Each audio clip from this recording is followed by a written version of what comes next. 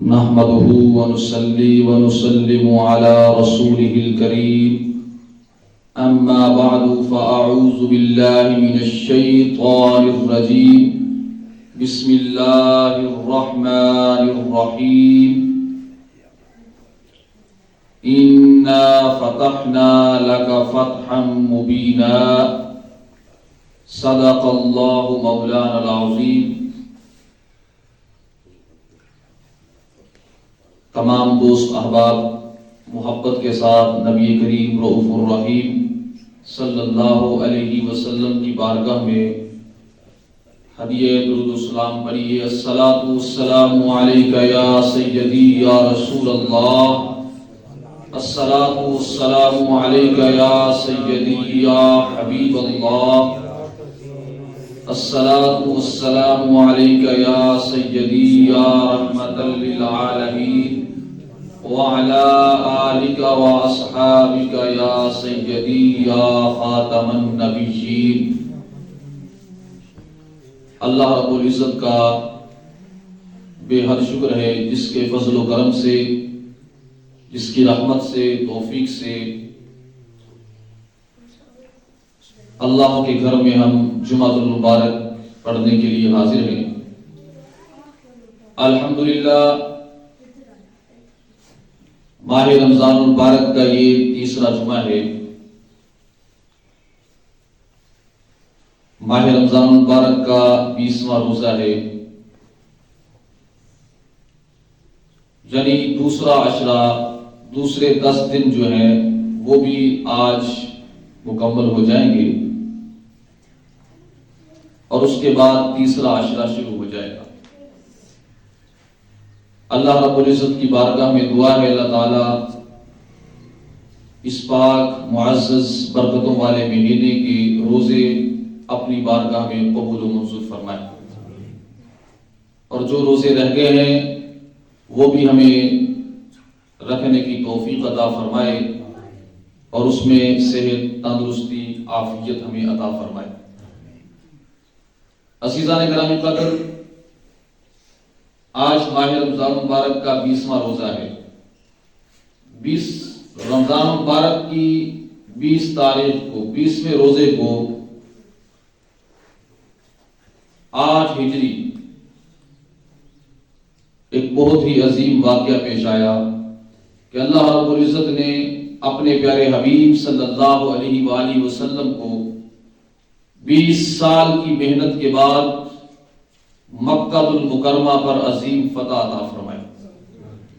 یہ غزوہ فتح مکہ پیش آیا، تو انشاءاللہ العزیز آج کی جو گفتگو ہے وہ غزوہ فتح مکہ پر ہوگی، اور آخر پہ اعتکاف کے بارے میں گفتگو کریں گے۔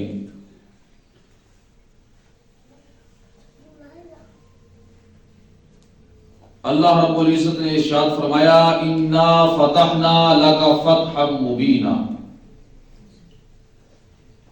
بے شک اے پیارے محبوب صلی اللہ علیہ وسلم ہم نے آپ کو ایک روشن فتح عطا فرمائی۔ یہ روشن فتح کیا ہے؟ صحابہ کرام فرماتے ہیں کہ ہم اس روشن فتح سے مراد صلح حدیبیہ لیا کرتے تھے، اور اس طرح اللہ رب العزت نے آپ کو مکہ المکرمہ پر فتح عطا فرمائی۔ اس فتح کو اللہ رب العزت نے قرآن مجید میں فتحا مبینہ فرمایا۔ مکہ المکرمہ فتح کرنے کا کیا سبب تھا، کیا وجہ تھی، کیا غرض تھی کہ مکہ المکرمہ کو فتح کیا جائے؟ تو عزیزان گرامی قدر، مکہ المکرمہ عرب کا وہ شہر ہے جس میں اللہ رب العزت کا عظیم گھر خانہ کعبہ شریف موجود ہے، جسے اللہ رب العزت کے پیارے پیغمبر، عظیم پیغمبر خلیل حضرت ابراہیم علیہ السلام نے اللہ کے حکم سے بنایا، اور وہ توحید کا مرکز تھا۔ حضرت ابراہیم علیہ السلام نے وہ توحید کا مرکز قائم فرمایا، لیکن آپ کے اس دنیا کے جانے کے بعد وقت گزرتا گیا، آہستہ آہستہ بہت ساری تبدیلیاں آئیں، اور ان تبدیلیوں میں ایک تبدیلی یہ بھی آئی کہ لوگ مشرک ہو گئے، انہوں نے شرک کا راستہ اختیار کر لیا، اللہ کے علاوہ بہت ساری چیزوں کو معبود ٹھہرا لیا اللہ کے مقابلے میں، حتیٰ کہ بات یہاں تک پہنچی کہ انہوں نے اللہ کے اس گھر کو جو اللہ نے بنایا تھا اپنی عبادت کے لیے، ان کافروں اور مشرکوں نے اللہ کے اس گھر کو 360 بتوں کے ساتھ بھر دیا، اس کے اندر بھی بت ہیں، اس کے باہر بھی بت ہیں، اور وہ سارا ایک بت کدا بنا دیا انہوں نے، اور اس پر ظلم یہ کیا کہ یہ ساری چیزیں حضرت ابراہیم علیہ السلام اور حضرت اسماعیل علیہ السلام کی طرف منسوب کر دی کہ یہ سارے کام انہوں نے کیے ہیں اور انہی کے دور سے ہی چلے آ رہے ہیں، ہم حضرت ابراہیم علیہ السلام کے ہی دین پر عمل کر رہے ہیں۔ پھر اللہ پاک نے اپنے گھر کو پاک کرنا چاہا، اپنے گھر کو پاک کرنے کا ارادہ فرمایا، تو حضرت آمینہ رضی اللہ تعالیٰ عنہا کے گھر تاجدار کائنات صلی اللہ علیہ وسلم کی ولادت ہوئی، آقا علیہ السلام اس دنیا میں تشریف لائے، پھر آقا علیہ السلام نے اس ماحول کے اندر 40 سال زندگی بسر کی، ان کافروں کو دیکھا، ان کے ماحول کو دیکھا، خانہ کعبہ کو دیکھا کہ کس طرح مشرکوں نے اسے بت کدا بنا رکھا ہے، اس طرح آپ کا دل کے اندر بہت دکھ ہوا کرتا تھا۔ پھر وہ وقت آیا جب اللہ تعالیٰ نے اپنے آخری رسول حضرت محمد مصطفیٰ صلی اللہ علیہ وسلم پر اپنی آخری کتاب نازل فرمائی،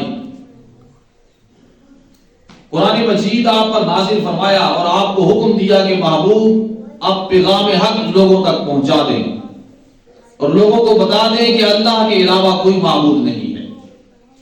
تو آقا علیہ السلام نے اس مکہ شہر میں جب یہ اعلان فرمایا، وہ سارے لوگ جو آپ کو بہت زیادہ عظیم انسان سمجھتے تھے، حتیٰ کہ آپ کو الصادق الامین کا لقب دیا ہوا تھا، وہ سب کے سب آپ کے دشمن بن گئے، اور آپ کے راستے میں انہوں نے روڑے اٹکانے شروع کر دیے، اتنی دشمنی کی، ان کی یہ دشمنی اس حد تک پہنچی کہ آپ کو اس جائے پیدائش میں مکہ المکرمہ میں رہنے کا حق بھی نہیں دیا، انہوں نے وہاں سے آپ کو نکلنے پر مجبور کر دیا، ہجرت پر مجبور کر دیا، حتیٰ کہ اللہ رب العزت نے آپ کو ہجرت کا حکم دیا، اللہ کے حکم سے آپ مدینہ المنورہ آئے اور مدینہ المنورہ کو رنگ دیا۔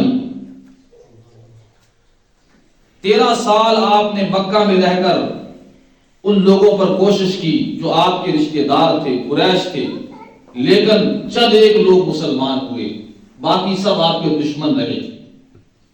پھر آپ مدینہ المنورہ آئے تو ان لوگوں نے مدینہ میں بھی آپ کو سکھ کا چین نہ لینے دیا، آپ کے ساتھ جنگیں کی، غزوہ بدر ہوا، غزوہ احد ہوا، غزوہ خندق ہوا، اور اس طرح مختلف غزوات آپ کے ساتھ انہوں نے لڑے، ایک دن بھی سکھ کا چین آپ کو نہ لینے دیا۔ اب ضروری تھا کہ مکہ المکرمہ جو ہے وہ فتح کر لیا جائے، جو کہ عرب کا مرکز ہے، اگر مرکز فتح ہو جائے گا تو پورا اسلام جو ہے عرب کے اوپر غالب آ جائے گا، تو ضروری تھا کہ مکہ فتح کر لیا جائے۔ تو عزیزان گرامی قدر، اس کا مین سبب جو ہے وہ یہ ہے کہ آقا علیہ السلام 6 ہجری کو آقا علیہ السلام کو خواب آیا کہ آپ خانہ کعبہ کا طواف کر رہے ہیں، عمرہ کر رہے ہیں۔ آقا علیہ السلام نے یہ خواب اپنے صحابہ کرام کو سنایا، صحابہ کرام میں خوشی کی ایک لہر دوڑ گئی۔ وہ لوگ جنہیں 6 سال گزر چکے تھے، اپنا گھر بار چھوڑ کے مدینہ المنورہ آئے تھے، جنہیں مجبور کیا گیا تھا گھر بار چھوڑنے پر، ان کے دلوں میں کیسی کیسی امیدیں پیدا ہوئی ہوگی، کیسی خوشی پیدا ہوئی ہوگی کہ ہم مکہ المکرمہ میں جائیں گے، وہاں جا کر اللہ کے گھر کا طواف کریں گے۔ تو آقا علیہ السلام نے فرمایا کہ ہم عمرہ کریں گے۔ آقا علیہ السلام 1400 صحابہ کرام کو لے کر عمرہ کی غرض سے مکہ المکرمہ پہنچے۔ جب یہاں پہنچے تو مکہ والوں نے آقا علیہ السلام کا راستہ روک دیا. انہوں نے کہا کہ ہم تمہیں عمرہ نہیں کرنے دیں گے. آقا علیہ السلام نے فرمایا کہ ہم لڑنے کے لیے نہیں آئے، ہم تو صرف عمرہ کرنے کے لیے آئے ہیں، یہ اللہ کا گھر ہے، اس پہ سب کا حق ہے. انہوں نے کہا نہیں، اس پہ صرف ہمارا حق ہے، ہم تمہیں یہاں عمرہ نہیں کرنے دیں گے. بہرحال وہاں پہ قریش مکہ کے ساتھ آقا علیہ السلام نے ایک صلح نامہ کیا حدیبیہ کے مقام پر. اسے صلح نامہ حدیبیہ کہا جاتا ہے، جس کے اندر یہ ایک فیصلہ ہوا کہ اگلے سال اگر آپ عمرہ کریں گے. اور اس کے علاوہ بہت ساری شرائط رکھی گئی جو ساری کی ساری مسلمانوں کے خلاف تھی. مثال کے طور پہ انہوں نے کہا کہ کوئی شخص مکہ میں رہنے والا اگر مسلمان ہو کر مدینہ چلا جاتا ہے تو وہ آپ کو واپس کرنا ہوگا. انہوں نے کہا کہ اگر مدینہ کا کوئی شخص مکہ میں آ جاتا ہے تو ہم واپس نہیں کریں گے، اس سال عمرہ بھی نہیں کرنے دیں گے. 10 سال تک مسلمانوں میں اور قریش میں کوئی جنگ نہیں ہوگی، کسی قسم کی جنگ نہیں ہوگی.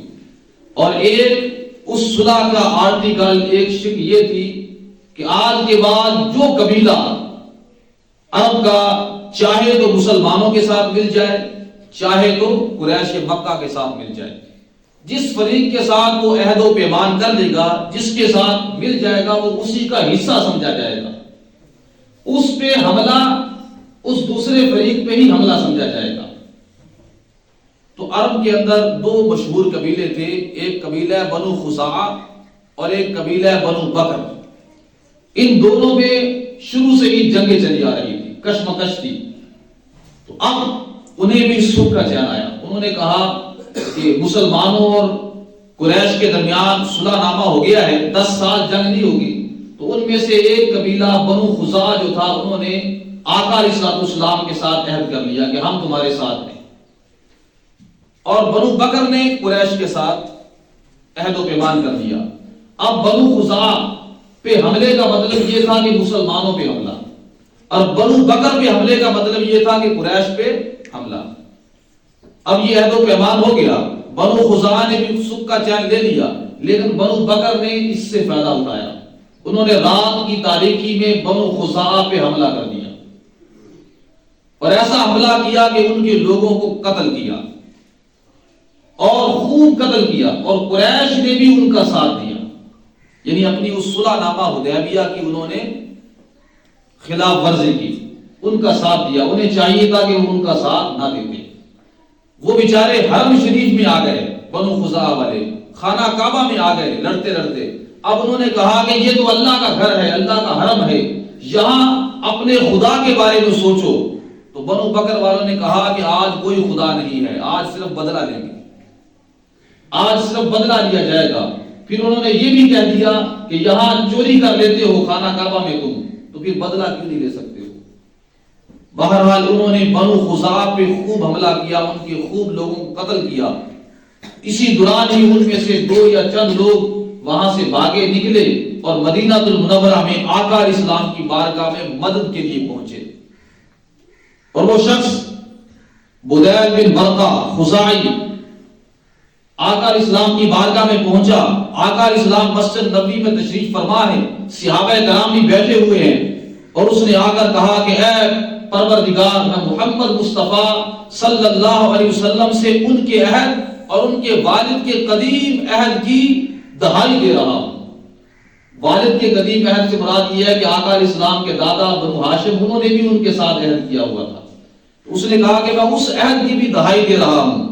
آپ لوگ اولاد تھے اور ہم جننے والے، ہم نے آپ کی تابعداری اختیار کی ہے اور کبھی آپ کی نافرمانی نہیں کی ہے. اللہ آپ کو ہدایت دے، آپ ہماری مدد فرمائیے. قریش نے ہم پر بہت زوردار حملہ کیا ہے اور بنو بکر نے حملہ کیا ہے اور قریش نے ان کا ساتھ دیا ہے. آقا علیہ السلام نے فرمایا تمہاری مدد کی جائے گی، تمہاری مدد کی جائے گی. پھر آقا علیہ السلام نے انہیں وہاں سے لوٹا دیا. اس کے بعد آسمان پر ایک بادل سا نمودار ہوا تو آقا علیہ السلام نے فرمایا کہ یہ بادل بنو کعب کی مدد کی بشارت لے کر آیا ہے، ہم ان کی مدد کریں گے. عزیزان گرامی قدر، جب یہ واقعہ ہو گیا تو قریش کو اس واقعہ کے بعد خود ہی احساس ہوا کہ ہم نے غلطی کی ہے، تو انہوں نے ابو سفیان کو جو ان کا سردار تھا آقا علیہ السلام کی بارگاہ میں صلح کی تجدید کے لیے بھیجا کہ صلح کی تجدید کر لی جائے۔ ابو سفیان مدینہ میں آیا، آقا علیہ السلام سے ملا، آقا علیہ السلام نے اس کی طرف نہیں دیکھا اور کوئی جواب نہیں دیا۔ حضرت ابو بکر کے پاس آیا کہ صلح کی تجدید کر لیجئے، امان کر لیجئے، امان دے دیجئے۔ انہوں نے کہا میں کچھ نہیں کر سکتا۔ حضرت عمر فاروق اعظم رضی اللہ تعالیٰ عنہ کے پاس آیا تو آپ نے فرمایا کہ اگر میرے بس میں ہوتا تو میں تمہارا ایک ایک آدمی قتل کرتا۔ پھر وہ حضرت مولا علی کرم اللہ وجہہ الکریم کے گھر آیا، حضرت سیدہ کائنات فاطمہ الزہرا رضی اللہ تعالیٰ عنہ آپ بھی موجود تھی، اور حضرت امام حسن پاک گھٹنوں کے بل چل رہے تھے، یعنی چھوٹے بچے تھے 1.5 سال یا سال کے، گھٹنوں کے بل کھیل رہے تھے۔ ابو سفیان نے کہا کہ علی میں آپ کی بارگاہ میں آیا ہوں، آپ سفارش کر دیجئے۔ حضرت مولا علی نے فرمایا کہ میں سفارش نہیں کر سکتا ہوں۔ سیدہ کائنات سے کہا، سیدہ کائنات نے فرمایا کہ میں کچھ نہیں کر سکتی ہوں۔ حضرت امام حسن کی طرف دیکھا اور کہا کہ آج اے فاطمہ تیرا یہ بیٹا کھڑا ہو کر لوگوں میں یہ اعلان کر دے کہ امان ہے، صلح کی تجدید ہے تو عرب کا یہ سردار ہو جائے گا۔ سیدہ کائنات نے فرمایا کہ میرا بیٹا ابھی اس عمر تک نہیں پہنچا ہے کہ یہ عہد و پیمان کی تجدید کرے۔ تو اس نے کہا کہ کچھ تو کیا جائے۔ حضرت مولا علی نے فرمایا کہ ایک ترکیب ہے میرے ذہن میں کہ تم خود جاؤ، تم خود بھی تو سردار ہو آخر قریش کے، وہاں کھڑے ہو کر اعلان کر دو۔ تو اس نے کہا کوئی فائدہ ہو جائے گا؟ ابو سفیان نے کہا، حضرت علی نے فرمایا کہ یہ میں کچھ نہیں کہہ سکتا، فائدہ ہو یا نہ ہو بس صورت ایک ہی ہے۔ ابو سفیان آیا اور اس نے وہاں لوگوں میں یہ اعلان کیا کہ میں صلح کی تجدید کر کے جا رہا ہوں، اور واپس چلا گیا۔ واپس قریش نے پوچھا، اس نے بتا دیا بھی ہر جگہ سے دھتکار دیا گیا ہوں، آخر میں حضرت علی نے مجھے یہ مشورہ دیا تھا۔ لوگوں نے کہا کہ حضرت علی نے تجھ سے مذاق کیا ہے۔ اب نہ تو ہم یہ کہہ سکتے ہیں کہ صلح کی تجدید ہو گئی ہے اور نہ یہ سمجھ سکتے ہیں کہ نہیں ہوئی ہے۔ ادھر آقا علیہ السلام نے اللہ کے حکم سے ام المومنین حضرت سیدہ عائشہ صدیقہ رضی اللہ تعالیٰ عنہ ان کو حکم دے دیا کہ جلد از جلد سامان کی تیاری کی جائے، اور یہ نہیں بتایا کہ جانا کہاں پہ ہے۔ حضرت ابوبکر صدیق رضی اللہ تعالیٰ عنہ کو بھی نہیں بتایا۔ وہ جب آتے اور پوچھتے کہ کہاں کی تیاری ہے، ملک روم کے ساتھ تو کوئی جنگ کی تیاری نہیں ہے، پھر کہاں جانا ہے؟ حضرت عائشہ صدیقہ فرماتی کہ مجھے اس کا علم نہیں ہے، اور آقا علیہ السلام نے اللہ کی بارگاہ میں یہ دعا کر دی کہ اے اللہ قریش تک ہر مخبر کو اور ہر جاسوس کو پہنچنے سے روک دے، یعنی کوئی جاسوس یہاں سے قریش تک نہ پہنچنے پائے، کوئی مخبر یہاں کی خبر لے کر وہاں نہ پہنچنے پائے۔ تو آقا علیہ السلام نے تیاری کو بالکل خفیہ رکھا۔ آقا علیہ السلام کے ایک صحابی تھے حضرت حاتب بن ابی بلتع رضی اللہ تعالیٰ عنہ، غزوہ بدر میں بھی شریک ہوئے تھے، بڑے عظیم صحابی تھے۔ ان کے رشتہ دار بیوی بچے مکہ میں رہ رہے تھے۔ ان کے دل میں آیا کہ میں مکہ والوں میں کوئی احسان کر دوں، میرے بیوی بچے وہاں پہ ہیں، کہیں وہ نقصان ہی نہ پہنچا دیں، ایک احسان کر دوں، باقی لوگوں کے تو رشتہ دار بھی رہ رہے ہیں، میرا وہاں پہ کوئی رشتہ دار نہیں ہے۔ تو انہوں نے ایک رکا ایک عورت کو دیا اور اسے پیسے بھی دیے اور کہا کہ یہ رکا لے جاؤ، اور اس پہ اس نے لکھا کہ یہ حاتب بن ابی بلتع کی طرف سے قریش کی طرف ہے، اور یہ بتا دیا کہ نبی کریم صلی اللہ علیہ وسلم تیاری کر کے آ رہے ہیں۔ اللہ رب العزت نے اپنے پیارے حبیب صلی اللہ علیہ وسلم کو اسی وقت آگاہ فرمایا۔ آقا علیہ السلام نے فرمایا، حضرت علی رضی اللہ تعالیٰ عنہ کو بلایا اور ایک اور دو صحابہ کرام کو بلایا اور فرمایا کہ فلاں جگہ پہ جاؤ، فلاں جگہ پہ ایک عورت بیٹھی ہوگی جس کے پاس ایک رکا ہے، تم نے وہ اس سے چھین کر لانا ہے۔ حضرت مولا علی اور چند دوسرے صحابہ کرام فوراً وہاں سے نکلے اور اس مقام پر جا پہنچے جہاں آقا علیہ السلام نے فرمایا تھا۔ وہاں انہیں عورت ملی، اسے پکڑ لیا اور کہا کہ تیرے پاس جو چیز ہے نکال دے۔ اس نے کہا میرے پاس کچھ بھی نہیں ہے، میرے پاس کوئی چیز نہیں ہے۔ حضرت مولا علی نے ان صحابہ نے پوری تلاشی لے لی، کوئی چیز نہ نکلی۔ حضرت مولا علی نے فرمایا نہ تو اللہ جھوٹ بولنے والا ہے اور نہ اللہ کا محبوب جھوٹ بولنے والا ہے، جھوٹی ہے تو صرف تو ہی ہے، تو ہمیں وہ چیز نکال دے، رکا نکال دے ورنہ ہم تجھے ننگا کر دیں گے۔ وہ عورت ڈر گئی، اس نے اپنی چوٹی جو ہے بالوں کے اندر وہ رکا چھپایا ہوا تھا اور اس نے نکالا اور انہیں واپس کر دیا۔ وہ رکا لے کر آقا علیہ السلام کی بارگاہ میں آئے. آقا علیہ السلام نے دیکھا تو اپنے اس صحابی کو بلا لیا. عرض کی یا رسول اللہ فیصلے میں جلدی نہ کرنا, میں اللہ پہ بھی ایمان رکھتا ہوں, اللہ کے رسول پر بھی ایمان رکھتا ہوں, میں منافق نہیں ہوں. حضرت عمر فاروق اعظم نے عرض کی یا رسول اللہ یہ منافق ہو گیا ہے, آپ مجھے حکم دیجیے میں اس کا سر قلم کر دیتا ہوں. آقا علیہ السلام نے فرمایا کہ عمر یہ غزوہ بدر میں شامل ہو چکا ہے. کہ تجھے علم نہیں ہے کہ اللہ پاک نے غزوہ بدر میں جو لوگ شامل ہوئے تھے, اللہ کی راہ میں لڑے تھے کافروں کے ساتھ, اس وقت نہ ان کے پاس ساز و سامان تھا, کوئی چیز بھی نہ تھی, صرف 313 کی تعداد تھی اور کافروں کا 1000 کا لشکر تھا اور منہ میں روزہ تھا اور وہ کافروں کے ساتھ لڑ رہے تھے اور اللہ کے لیے لڑ رہے تھے. تو اللہ پاک نے اہل بدر کی طرف دیکھا اور ان کے لیے فرمان جاری کیا ہے کہ اہل بدر آج کے بعد جو کریں ان کے لیے معافی ہے, انہیں جنت ضرور ملے گی.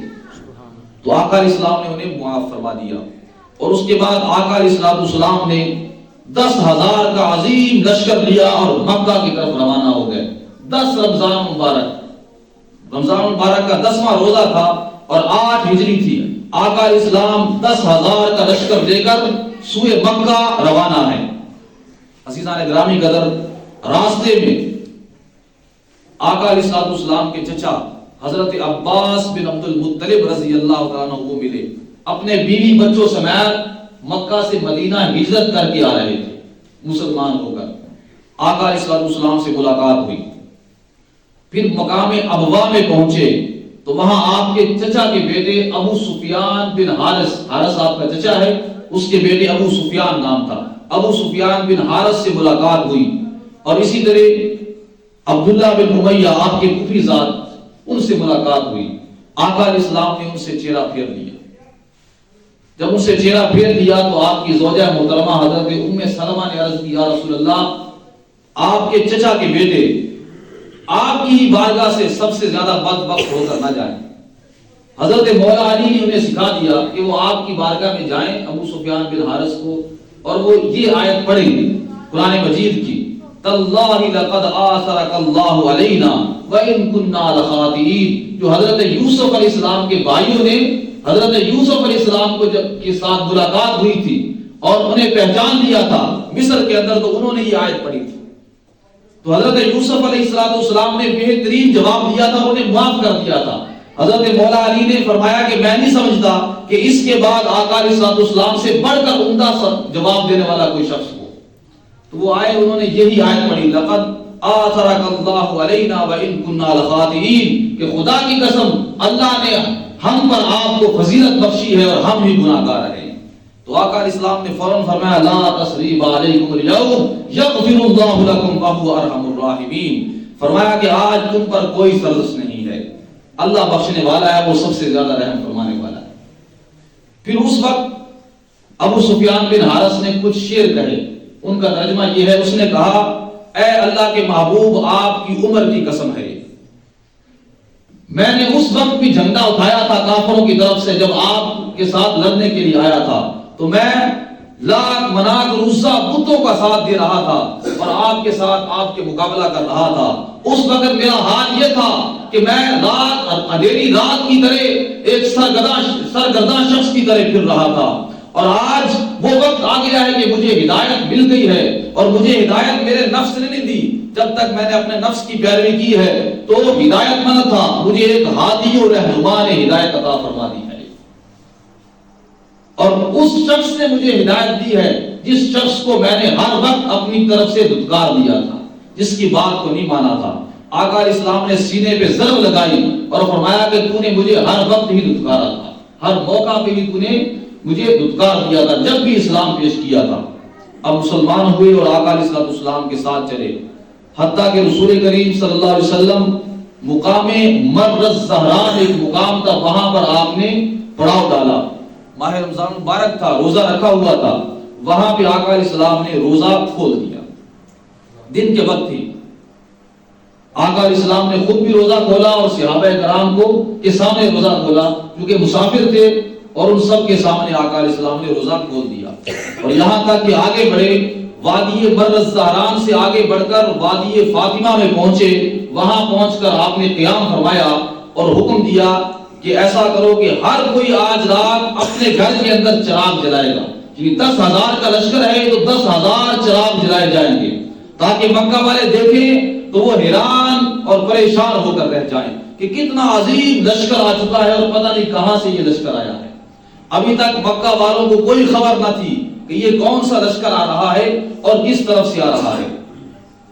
عزیزان گرامی قدر، وہاں پہ آقا اسلام نے جب پڑاؤ ڈال دیا اور الاؤ جلا دیے گئے رات کے وقت، حضرت عباس آقا اسلام کے جو چچا تھے وہ ایک سفید خچر پر سوار ہوئے، اور وہ خچر بھی آقا اسلام کا تھا، اور وہاں سے نکلے تاکہ مکہ والوں کے پاس جائیں یا کوئی شخص مل جائے اور اسے یہ اطلاع دیں کہ آقا اسلام آ گئے ہیں، اور وہ اس سے پہلے کہ آقا اسلام مکہ میں داخل ہوں وہ آپ کی بارگاہ میں آ کر امان طلب کر لیں اور بچ جائیں۔ وہ چلتے گئے، راستے میں انہیں ابو سفیان، ابھی تک مسلمان نہیں ہوئے تھے، بعد میں مسلمان ہو گئے تھے، صحابی رسول بن گئے تھے، حضرت ابو سفیان ہوئے۔ وہ حضرت ابو سفیان وہاں کھڑے تھے اور بدیل بن برقہ اور ایک اور شخص وہاں کھڑا، آپس میں باتیں کر رہے تھے، یہ پتہ نہیں کہاں سے لشکر آیا ہے، بنو خزاع والے بدلہ لینے جا رہے ہیں جن پہ حملہ کیا تھا، یعنی اس طرح کی چیم گوئیاں کر رہے تھے۔ تو حضرت عباس رضی اللہ تعالیٰ نے ان کی آواز پہچان لی اور فرمایا کہ اے ابو حنظلہ، ابو سفیان نے ان کو پہچان لیا اور کہا اے ابو الفضل، میرے ماں باپ آپ پر قربان ہوں، یہ لشکر کیسا ہے؟ انہوں نے فرمایا کہ یہ محمد مصطفیٰ صلی اللہ علیہ وسلم کا لشکر ہے، اور وہ ایک بہت بڑے لشکر کے ساتھ آئے ہیں، ہائے قریش کی بربادی ہے آج کے دن۔ ابو سفیان نے کہا کہ اب کیا کیا جائے؟ اس نے حضرت عباس نے کہا کہ میرے پیچھے جلد از جلد خچر پر بیٹھ جاؤ، اس سے پہلے کہ تجھے کوئی دیکھ لے اور تیری گردن کو اڑا دے۔ وہ حضرت عباس کے پیچھے بیٹھے اور وہ جلد از جلد انہیں لے کر وہاں سے چلے۔ جس بھی الاؤ کے پاس سے گزرتے، اس چراغ روشنی کے پاس سے گزرتے، لوگ دیکھتے، کہتے کہ آقا علیہ السلام کے چچا ہیں، آقا علیہ السلام کا لشکر ہے، پیچھے توجہ نہ کرتے کون بیٹھا ہوا ہے۔ اس طرح گزرتے گئے، جب حضرت عمر فاروق اعظم رضی اللہ تعالیٰ عنہ جو کہ پہرے پر مقرر تھے وہاں سے گزرے تو ان کی نظر حضرت ابو سفیان پہ پڑی، تو انہوں نے کہا کہ ابو سفیان، خدا کا دشمن، اس سے پہلے کہ یہ امان لے لے ہمارے ہاتھ میں آ گیا ہے، اسے قتل کر دیا جائے۔ وہ حضرت عباس نے اپنے گھوڑے کو ایڑی لگائی اور وہاں سے دوڑا دیا۔ حضرت عمر نے بھی بڑی کوشش کی، لیکن وہ آقا اسلام کی بارگاہ میں پہلے پہنچ گئے، اور پہلے پہنچ کر عرض کی یا رسول اللہ، یہ ابو سفیان آ گئے ہیں، امان طلب کر رہے ہیں۔ آقا علیہ السلام نے بھی ایک دفعہ چہرہ پھیر لیا، اور حضرت عمر بھی آ گئے، یا رسول اللہ مجھے اجازت دیں، اللہ کا دشمن آ گیا ہے، اسے قتل کر دوں۔ آقا علیہ السلام خاموش رہے۔ وہاں آپس میں حضرت عباس اور حضرت عمر کی بحث بھی ہوئی۔ حضرت عباس نے کہا کیا عمر، اگر یہ تیرے قبیلے کا کوئی آدمی ہوتا تو تم ضرور ایسا نہ کرتے؟ تو حضرت عمر نے فرمایا کہ عباس، بات یہ ہے کہ تم مسلمان ہوئے ہو، یعنی اب مسلمان ہوئے ہو، اور میرا باپ خطاب بھی مسلمان ہوا، مجھے آپ کے مسلمان ہونے پر اپنے باپ کے مسلمان ہونے سے زیادہ خوشی ہے۔ کیوں؟ اس لیے کہ آپ رسول اللہ کے رشتہ دار ہیں، اور آپ کے مسلمان ہونے پر رسول اللہ زیادہ خوش ہیں، اس لیے میں اپنے باپ کے مسلمان ہونے سے بھی زیادہ خوش ہوں آپ کے مسلمان ہونے پر، لیکن یہ اللہ کا دشمن ہے۔ بہرحال آقا اسلام نے فرمایا کہ انہیں لے جاؤ، اور پھر وہ لے گئے، اور صبح آئے تو آقا اسلام کی بارگاہ میں وہ مسلمان ہو گئے، کلمہ پڑھ لیا۔ اور اس کے بعد حضرت عباس نے عرض کی یا رسول اللہ صلی اللہ علیہ وسلم، آپ ایسا کریں کہ ابو سفیان اپنی قوم کا سردار ہے، اسے کوئی اعزاز بخش دیں، کوئی عزت بخش دیں۔ آقا اسلام نے فرمایا کہ جو شخص بھی ابو سفیان کے گھر میں داخل ہو جائے گا اسے امان دیتے ہیں، اور اس کے بعد ساتھ ہی فرمایا کہ جو شخص اپنے گھر کا دروازہ بند کر لے گا اسے بھی امان دیتے ہیں، اور جو شخص خانہ کعبہ حرم شریف میں داخل ہو جائے گا اسے بھی امان دیتے ہیں۔ عزیزان گرامی قدر، ابو سفیان یہ پیغام لے کر اپنے گھر میں پہنچا تو ان کی بیوی ہند بنت عتبہ نے، جن کے بارے میں آتا ہے کہ جنہوں نے غزوہ احد میں حضرت امیر حمزہ کو شہید کروایا تھا آقا اسلام کے چچا کو، اس نے پوچھا کہ کیا خبر لے کر آئے ہو؟ اس نے کہا کہ محمد مصطفیٰ اتنا بڑا لشکر لے کر آیا ہے کہ آج کسی کو مقابلے کی تاب نہیں ہے۔ اس نے کہا کہ پھر کیا کریں؟ ابو سفیان نے کہا جو میرے گھر میں داخل ہو جائے گا اس کے لیے امان ہے۔ اس نے پوچھوں سے پکڑ لیا اور کہا کہ اس کو پکڑ لو، تیرے گھر میں کتنے لوگ آ جائیں گے؟ پھر تھوڑی دیر کے بعد بتایا کہ جو اپنے گھر کا دروازہ بند کر لے گا اس کے لیے بھی امان ہے، اور جو خانہ کعبہ میں داخل ہو جائے گا اس کے لیے بھی امان ہے۔ لوگ اپنے اپنے گھروں کی جانب بھاگے اور کوئی حرم شریف کی جانب بھاگا اور ہر ایک نے امان کی۔ پھر اس کے بعد آقا علیہ السلام نے لشکر کو ترتیب دیا۔ حضرت خالد ابن ولید سیف اللہ، جن کا لقب ہے اللہ کی تلوار، ان کو دائیں جانب رکھا اور انہیں لشکر دیا، اور بائیں جانب ایک دستہ رکھا، اور حضرت خالد ابن ولید کو کہا کہ وہ مکہ کے نچلے حصے سے داخل ہوں گے، اور ایک لشکر کو کہا کہ وہ مکہ کے بالائی حصے سے داخل ہوں گے۔ بہرحال ایک عظیم لشکر کے ساتھ آقا علیہ السلام مکہ میں داخل ہونے کے لیے روانہ ہوئے۔ جب آقا علیہ السلام روانہ ہوئے تو آقا علیہ السلام نے حضرت عباس کو یہ فرمایا تھا کہ وہ ابو سفیان کو یہاں پہ لے کر کھڑے ہو جائیں، جیسے جیسے لوگ گزرتے جائیں گے تو وہ دیکھتا رہے، اور تاکہ اللہ کے عظیم لشکر کو دیکھ کر ان کے دلوں پہ اللہ کا ڈر غالب آ جائے، اور مسلمانوں کا رعب جو ہے ان کے دلوں کے اوپر غالب آ جائے، اور کوئی شخص مقابلے کے لیے نہ آئے۔ اور آپ نے فرمایا حضرت خالد بن ولید کو کہ جو بھی قریش آج جو شخص بھی سامنے آئے گا اسے کاٹ دیا جائے گا، البتہ جو اپنے گھر میں ہوگا اس کو کچھ نہیں کہا جائے گا۔ حضرت خالد بن ولید کا جو لشکر تھا اس کے سامنے چند قریش کے اوباش نوجوان آئے تھے، اور تقریباً 12 آدمی قریش کے مارے گئے تھے اور باقی بھاگ گئے تھے۔ اور اس طرح آقا علیہ السلام بڑے ہی عظیم لشکر کے ساتھ، جو اللہ رب العزت کا لشکر تھا، خانہ کعبہ مکہ المکرمہ میں داخل ہوتے ہیں۔ عزیزان گرامی قدر، جب آقا علیہ السلام مکہ المکرمہ میں داخل ہوتے ہیں، یہ وہ عظیم انسان تھے جنہوں نے آج سے یعنی اس موقع سے 20 سال پہلے اس وادی مکہ کے اندر اللہ کی توحید اور اپنے رسول ہونے کا اعلان فرمایا تھا، اور لوگوں نے آپ کو ٹھکرا دیا تھا، حتیٰ کہ وہاں رہنے بھی نہ دیا تھا۔ اور 20 سال کے بعد آقا علیہ السلام ایک عظیم لشکر کے ساتھ مکہ المکرمہ میں اپنے ہی شہر میں داخل ہو رہے ہیں۔ اگر دنیا کے کسی اور فاتح کو دیکھا جائے، وہ جب کسی ملک کے اندر فاتح بن کر داخل ہوتا ہے تو وہاں کے لوگوں کو کاٹ دیا جاتا ہے، وہاں کی ہر چیز برباد کر دی جاتی ہے۔ ہلاکو خان کو دیکھ لو، چنگیز خان کو دیکھ لو، اور اس طرح کے مختلف فاتح دنیا میں آئے ہیں، انہوں نے لوگوں کو ذبح کیا ہے اور ذبح کر کے دنیا کو فتح کیا ہے۔ لیکن یہ دنیا کا بادشاہ نہ تھا، بلکہ اللہ کا محبوب تھا، اللہ کا رسول تھا، اللہ کے نبی تھے، جو مکہ المکرمہ میں داخل ہو رہے تھے۔ ذرا برابر بھی آپ کے اندر تکبر نہ تھا، بلکہ آپ نے اونٹنی پر سوار تھے اور آپ نے اپنا سر جھکایا ہوا تھا، داڑھی مبارک اونٹنی کے کجاوے کے ساتھ لگ رہی تھی، اور اللہ کی تکبیر کا نعرہ بلند کر رہے تھے، اور فاتح بن کر مکہ المکرمہ میں داخل ہو رہے تھے۔ آقا علیہ السلام جب مکہ المکرمہ میں داخل ہوئے، قریش اپنی اپنی چھتوں میں کوئی کھڑا ہے، یہ نظارہ دیکھ رہے ہیں کہ یہ وہی لوگ ہیں جنہیں ہم نے یہاں سے نکالا تھا۔ آقا علیہ السلام آئے بیت اللہ کے شریف، بیت اللہ پاک کے پاس آئے، وہاں 360 بت تھے۔ آقا علیہ السلام کے ہاتھ میں چھڑی تھی، ایک تیر کمان تھا۔ آقا علیہ السلام بتوں کو اس طرح چھڑی مارتے اور ایک ایک بت کو گراتے جاتے، اور ساتھ ہی پڑھتے جال حق و زہق الباطل، حق آ گیا ہے اور باطل چلا گیا ہے، اور باطل نے جانا ہی ہے۔ جال حق، حق آ پہنچا ہے، وما یبدئ الباطل وما یعید، اور باطل جھوٹ ہے، اس کے لیے جانا ہی بہتر ہے۔ یعنی اب حق آ پہنچا ہے، باطل مٹ گیا ہے، اور باطل نے مٹنا ہی ہے۔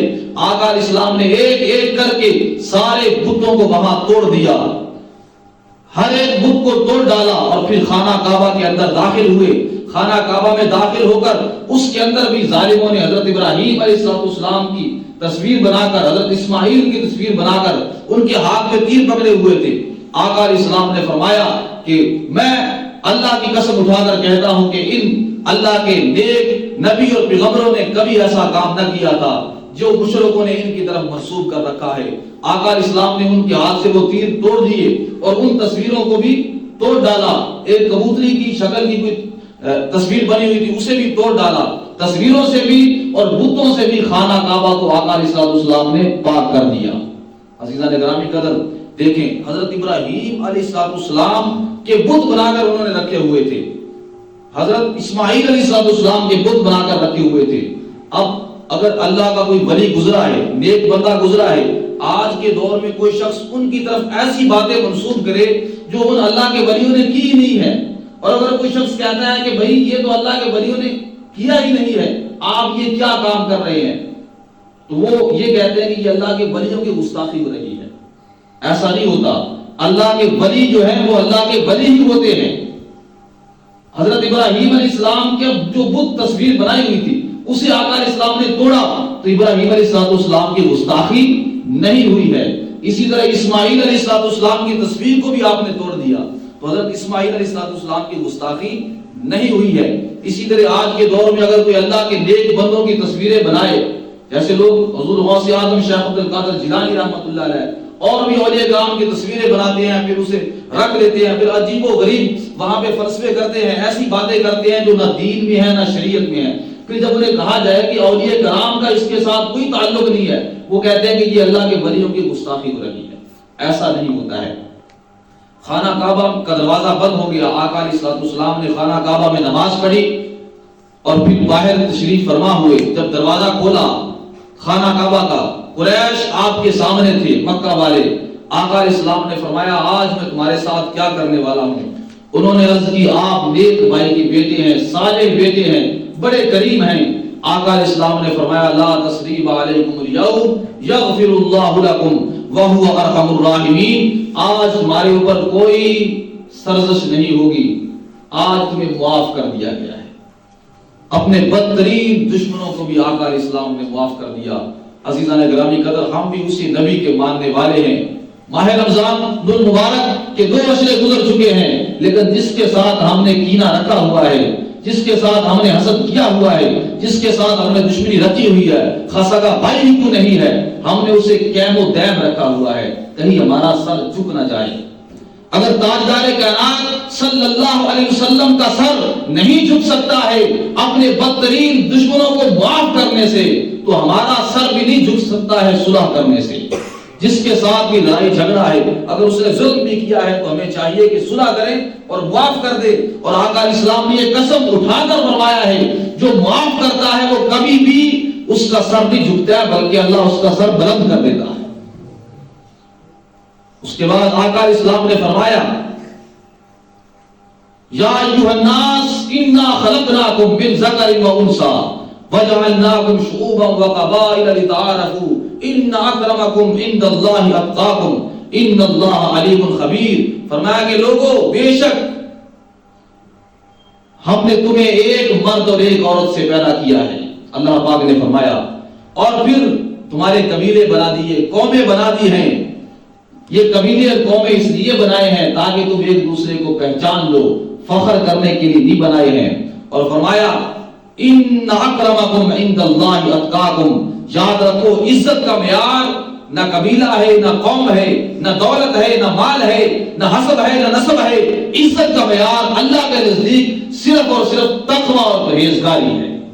جو جتنا زیادہ متقی ہوگا، پرہیزگار ہوگا، وہ اللہ کے نزدیک عزت والا ہوگا۔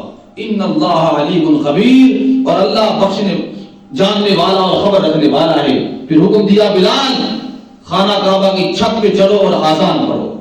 حضرت بلال خانہ کعبہ کی چھت پہ چلے اور آذان دی۔ حضرت بلال خانہ کعبہ کی چھت پہ کھڑے ہو کر آذان دے رہے تھے، اور حضرت ابو سفیان اور ایک دو اور آدمی جو بھی مسلمان نہیں ہوئے تھے، عتاب بن اسید اور حارث بن ہشام اور ابو سفیان جنہوں نے ابھی کلمہ پڑھ لیا تھا، وہاں سیر پہ کھڑے تھے۔ وہاں ایک شخص عتاب بن اسید بولا شکر ہے کہ اسید پہلے ہی مر گیا ہے، آج بلال کو اس طرح اذان دیتے ہوئے دیکھتا تو شکر ہے اسے وہ اذان کی نہیں سننی پڑی۔ اسی طرح حارث بن ہشام نے بھی بات کہی کہ شکر ہے ہمارے جو بڑے ہیں وہ مر گئے ہیں، آج اس طرح وہ بلال کو اذان دیتے ہوئے غلام کو دیکھتے تو ان کے سینے پہ چھریاں چل جاتی۔ ابو سفیان نے کہا بھائی میں تو کوئی بات نہیں کروں گا، اگر میں نے کوئی بات کی تو یہ کنکریاں بھی محمد مصطفیٰ صلی اللہ علیہ وسلم کو جا کر بتا دیں گی۔ تھوڑی دیر کے بعد آقا علیہ السلام وہاں سے گزرے، آپ نے انہیں بتایا کہ تم یہ باتیں کر رہے تھے۔ جب انہوں نے یہ سنا تو اسی وقت ان دونوں آدمیوں نے کہا اشہد ان لا الہ الا اللہ واشہد ان محمد عبدہ ورسولہ، ہم مسلمان ہوتے ہیں، ہم گواہی دیتے ہیں۔ تو عزیزان گرامی قدر، یہ وہ عظیم دن تھا 20 ماہ رمضان المبارک 8 ہجری کا، جس دن اللہ رب العزت نے اپنے پیارے محبوب دانائے غیوب احمد مصطفیٰ محمد مصطفیٰ صلی اللہ علیہ وسلم کو اور اپنے لشکر کو اور اپنے دین اسلام کو مکہ پر فتح دی، اور اس طرح پھر وعدہ فرمایا کہ پوری کائنات کے اندر یہ دین اسلام پہنچے گا اور پوری دنیا میں یہ دین اسلام پہنچا ہے۔ اور اس واقعہ سے ہمیں کیا سبق ملتا ہے؟ سبق یہی ملتا ہے کہ دنیا میں غالب وہی رہتا ہے جو اللہ اور اللہ کے رسول کے دامن کو تھام لیتا ہے، اور جو اللہ اور اللہ کے رسول کے دامن کو چھوڑ دیتا ہے بظاہر ہمیں وہ غالب بھی نظر آ رہا ہو، لیکن آخر کار اس نے نیست و نابود ہوتا ہے، اور آخر کار فتح اگر کسی چیز کو ہوتی ہے تو وہ حق کو ہوتی ہے، اللہ اور اللہ کے رسول کے دین کو ہوتی ہے۔ تو اللہ رب العزت کی بارگاہ میں دعا ہے اللہ تعالیٰ ہمیں عمل کرنے کی توفیق عطا فرمائے، آقا علیہ الصلوۃ والسلام کی محبت نصیب فرمائے، آمین بجاہ نبی۔